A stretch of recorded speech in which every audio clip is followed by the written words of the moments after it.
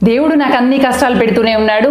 ఒక కష్టం తర్వాత మరో కష్టం, ఒక కష్టం తర్వాత మరో కష్టం వస్తుంది అని చెప్పి దేవుడిపై కోపం పెంచుకుంటున్నావా?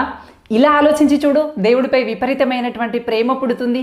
దేవుడు నన్ను మరింత శక్తివంతంగా మార్చటానికి, గొప్పగా తీర్చిదిద్దటానికి నాకు ఇలాంటి టాస్కులన్నీ విసురుతూ ఉన్నాడు. నేను చక్కగా వాటిని పరిపూర్తి చేస్తూ ముందుకు వెళ్తూ ఉన్నాను. నేను ఇలా దాటుకుంటూ ఒక్కొక్క మెట్టు ఎదుగుతున్న కొద్దీ నాకు అత్యద్భుతమైనటువంటి ప్రపంచాన్ని నాకు అందించబోతున్నాడు.